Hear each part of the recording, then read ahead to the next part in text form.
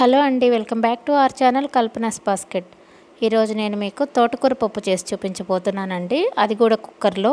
ఇది చాలా easy process అండి. ఇక లేట్ చేయకుండా వీడియోలోకి వెళ్ళిపోదాము. మరి ముందుగా నేను ఇలాగ తోటకూరని తీసుకున్నానండి. అయితే మనం ఆకుకూరని ఎప్పుడు నీట్గా క్లీన్ చేసుకోవాలండి. ఎందుకంటే ఇందులో మట్టి అలాగే చిన్న చిన్న పురుగులు కూడా ఉంటాయి. సో అందుకని ఇది 3 సార్లు క్లీన్ చేసుకొని ఇలాగా చిన్న చిన్న ముక్కలుగా కట్ చేసుకొని పెట్టుకోవాలండి. అలాగే 1 కప్పు కందిపప్పు కూడా తీసుకున్నానండి. అయితే ఈ కందిపప్పు అనేది పక్కా కొలతలు అంటూ ఏముండవు. మీరు కావాలనుకుంటే ఎక్కువైనా తీసుకోవచ్చు, లేదంటే కొంచెమైనా సరిపోతుందండి. ముందుగా మనం ఒక కుక్కర్ని తీసుకుందాం. అలాగే ఇందులో కందిపప్పు కూడా యాడ్ చేసుకొని ఒక 3 సార్లు క్లీన్ చేసుకోవాలండి. అలాగే ఇందులో మనం ముందుగా కట్ చేసి పెట్టుకున్న ఆకుకూరను కూడా యాడ్ చేసుకుందాం. ఇలాగా తోటకూర కూడా యాడ్ చేసుకున్న తర్వాత ఇందులోనే మనం టొమాటో అలాగే ఉల్లిపాయలు, పచ్చిమిర్చి, కొద్దిగా పసుపు కూడా యాడ్ చేసుకోవాలండి. అలాగే ఇందులో కారం కూడా యాడ్ చేసుకోవాలండి. ఇది మీ టేస్ట్కి తగినంతగా కారం యాడ్ చేసుకుంటే సరిపోతుంది. నేను 2 టీ స్పూన్స్ యాడ్ చేస్తున్నానండి. ఇప్పుడు ఇందులోనే మనం రుచికి సరిపడా చింతపండు, అంటే మనకి పులుపు ఎంత అవసరం పడుతుందో అంత చింతపండు కూడా యాడ్ చేసుకుందాం. ఇలాగ చింతపండు కూడా యాడ్ చేసుకున్న తర్వాత మనకి ఇదంతా కొంచెం మునిగేంత వరకు వాటర్ కూడా యాడ్ చేసుకోవాలండి.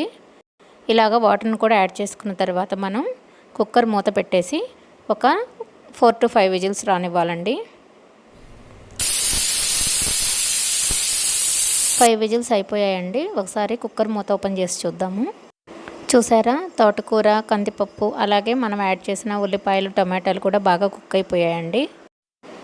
ఇప్పుడు ఇందులో రుచికి సరిపడా ఉప్పు కూడా యాడ్ చేసుకుందామండి. ఇలాగ ఉప్పు కూడా యాడ్ చేసుకున్న తర్వాత అంతా ఒకసారి కలుపుకొని మనం ఇది మెత్తగా మ్యాష్ చేసుకోవాలి. అయితే మీకు ఈ తోటకూర పప్పు అనేది గట్టిగా కావాలి అనుకుంటే ఇందులో ఏం వాటర్ యాడ్ చేయొద్దండి. లేదు కొంచెం లూజ్గా కావాలి అనుకుంటే ఇందులో తగినంత వాటర్ కూడా యాడ్ చేసుకొని మళ్ళీ స్టవ్ మీద పెట్టి ఒక 2-3 నిమిషాల పాటు కుక్ చేసుకోండి. ఇప్పుడు దీనికి మనం పోపు పెట్టుకుందామండి. ముందుగా స్టవ్ వెలిగించుకొని ఒక కడాయి పెట్టుకుందాం. కడాయి కొంచెం హీట్ అయిన తర్వాత ఇందులో తగినంత ఆయిల్ కూడా యాడ్ చేసుకొని హీట్ చేసుకోవాలండి. ఆయిల్ హీట్ అయిన తర్వాత ఇందులో ఆవాలు అలాగే జీలకర్ర కూడా యాడ్ చేసుకుందాం. ఇప్పుడు ఇందులోనే మనం కట్ చేసి పెట్టుకున్న ఉల్లిపాయ ముక్కలు కూడా యాడ్ చేసుకోవాలండి. అలాగే 2 ఎండుమిర్చి కూడా యాడ్ చేసుకుందాం. ఇప్పుడు ఉల్లిపాయలు బాగా ఫ్రై అయిన తర్వాత ఇందులోనే మనం కొద్దిగా కరివేపాకు కూడా యాడ్ చేసుకొని అంతా ఒకసారి కలుపుకుందామండి.